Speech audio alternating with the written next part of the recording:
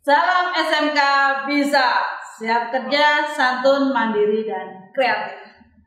Oke pelajar SMK, kita ketemu lagi pada mata pelajaran Administrasi Infrastruktur Jaringan untuk kelas 11 TKJ semester 2. Bagaimana kabar kalian hari ini?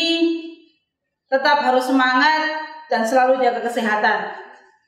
Ya. Oke, untuk kesempatan hari ini, mari kita simak materi berikut ini. Baiklah, anak-anakku pelajar SMK, selamat bertemu kembali pada mata pelajaran Administrasi Infrastruktur Jaringan untuk kelas 11 TKJ. Untuk pertemuan kita hari ini, kita akan membahas tentang routing dinamis. Kompetensi dasar yang saya ambil pada pertemuan hari ini adalah 3.6 mengenai mengevaluasi routing dinamis dan 4.6 mengenai konfigurasi routing dinamis. Tujuan pembelajaran kita hari ini yang pertama, peserta didik dapat menjelaskan konsep dari routing dinamis. Yang kedua, peserta didik dapat mengklasifikasikan jenis routing dinamis. Dan yang ketiga, peserta didik dapat menjelaskan perintah dasar dan menentukan cara konfigurasi pada routing dinamis. Kita masuk ke pengertian dari routing dinamis. Routing dinamis adalah sebuah router yang memiliki dan membuat tabel routing secara otomatis sesuai dengan lalu lintas jaringan dan juga dengan jaringan yang saling berhubungan antara router-router lainnya. Jadi kalau kita kemarin sudah belajar tentang tabel routing, ya, sini ada contoh tabel routing. Kalau pada routing statis, kita sebagai operator akan menentukan jalur dari tabel routingnya. Tapi kalau kita menggunakan routing dinamis, router akan secara otomatis membuat tabel routingnya sesuai dengan jalur-jalur router yang saling terhubung pada jaringan. Kelebihan dan kekurangan dari routing dinamis. Yang pertama adalah untuk kelebihannya, dia hanya mengenalkan alamat yang terhubung langsung dengan routernya. Yang kedua, tidak perlu mengetahui semua alamat network yang ada. Jadi pada routing dinamis, si router kalau kita mengirimkan pakai data misalkan dari satu router ke router yang lain, dia hanya perlu mengetahui alamat-alamat mana saja yang akan dilalui oleh data yang akan kita kirimkan itu saja. Jadi tidak perlu seluruh dari router yang terhubung akan dimasukkan ke routingnya. Yang ketiga, bila terjadi penambahan suatu network baru, tidak perlu semua router mengkonfigurasi, hanya router-router yang berkaitan saja. Kemudian kekurangan dari routing dinamis yaitu kecepatan pengenalan dan kelengkapan IP tabel terbilang cukup lama karena dia harus mencari dulu router-router mana saja yang akan dilalui oleh si data sehingga IP tabelnya baru bisa dimasukkan. Yang kedua adalah beban kerja router lebih berat karena selalu memperbaharui IP tabel pada setiap waktu tertentu. Nah, kita masuk ke cara kerja dari routing dinamis. Yang pertama, router akan mengirimkan dan menerima pesan routing pada interface routernya. Kemudian pesan routing dan informasi dibagi dengan router lain yang menggunakan protokol routing yang sama. Yang ketiga, router menukar informasi routing untuk menentukan data tentang jaringan jarak jauh. Yang keempat, setiap kali router menentukan perubahan teknologi, protokol routing menyebarkan perubahan topologi ke router yang lain. Kita masuk ke jenis-jenis protokol dari routing. Yang pertama adalah ada yang namanya Routing Information Protocol atau yang disingkat RIP. RIP merupakan distance vector yang mengirimkan routing tabel secara lengkap ke semua interface setiap 30 detik sekali. RIP menggunakan jumlah hop untuk menentukan cara terbaik ke sebuah network remote, di mana RIP secara default memiliki jumlah host atau jumlah hop maksimal, yaitu adalah 15 hop, tidak boleh lebih dari itu. Selebihnya host akan dianggap unreadable. Prosedur dan teknik routing RIP.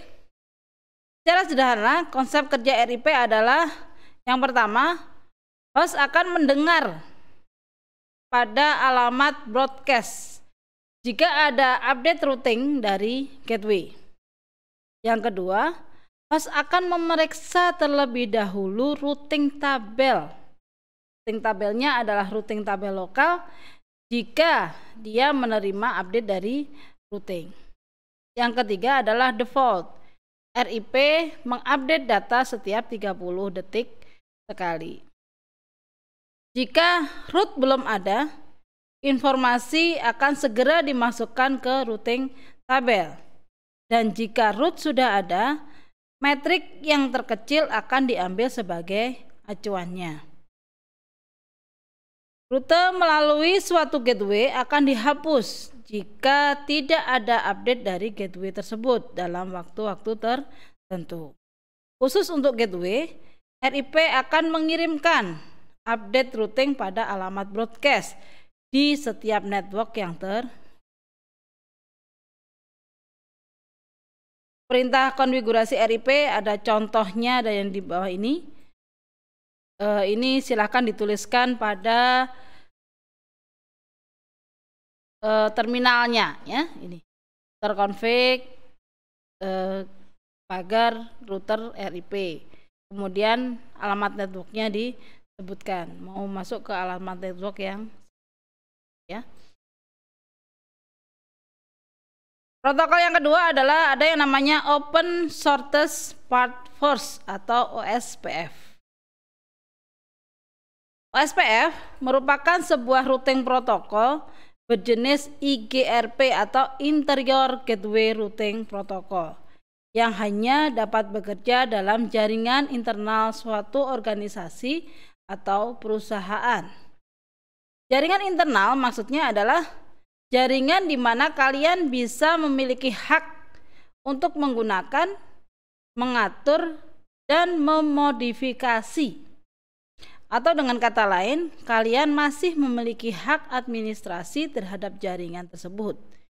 Jika kalian sudah tidak memiliki hak untuk menggunakannya dan mengaturnya, maka jaringan tersebut dapat dikategorikan sebagai jaringan X.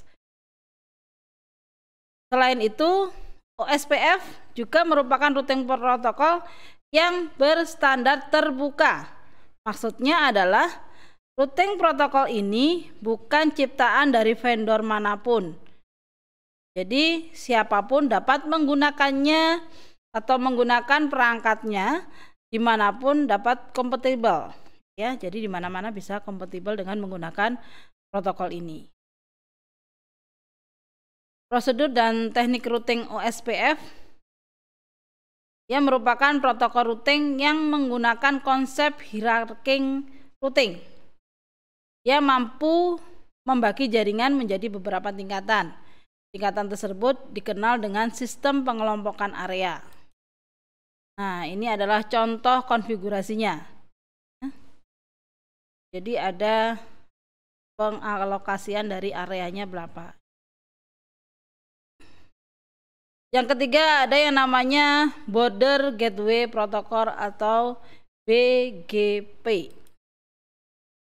BGP adalah sebuah protokol routing untuk pertukaran informasi antar autonomous system. Jaringan pelanggan seperti perguruan tinggi dan perusahaan biasanya menggunakan sebuah IGP. IGP-nya bisa berupa RIP atau OSPF untuk pertukaran informasi routing dalam jaringan mereka. Pelanggan akan terhubung dengan ISP dan ISP menggunakan BGP untuk pertukaran pelanggan dan root pada ISP-nya. Prosedur dan teknik routing pada BGP. Routing protokol BGP baru dapat dikatakan bekerja pada sebuah router jika sudah terbentuk sesi komunikasi dengan router tetangganya atau router yang ada di sebelahnya yang juga menjalankan protokol BGP. Sesi komunikasi ini adalah berupa komunikasi dengan protokol TCP dengan menggunakan port 179. Setelah terjalin komunikasi ini, maka kedua router yang menggunakan BGP dapat saling bertukar informasi root. Untuk berhasil menjalin komunikasi dengan router tetangganya sampai dapat saling bertukar informasi routing, ada beberapa hal yang perlu diperhatikan. Yang pertama adalah kedua buah router telah dikonfigurasi dengan benar dan siap menjalankan routing protokol BGP. Yang kedua adalah koneksi antar kedua buah router telah terbentuk dengan baik tanpa adanya gangguan pada media koneksinya.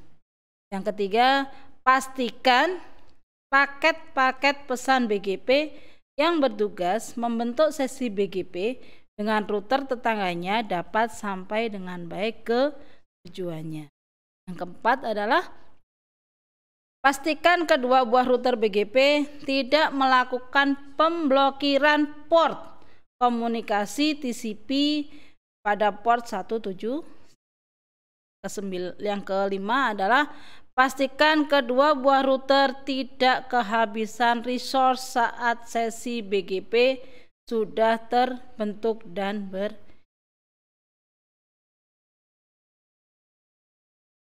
Nah, ini adalah perintah konfigurasi, contoh konfigurasi dari router BGP.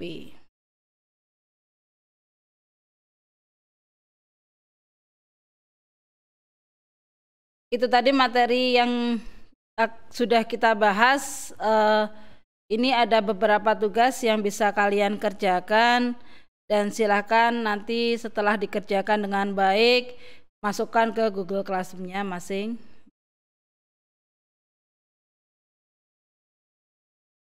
Oke, demikian materi kita hari ini. Terima kasih.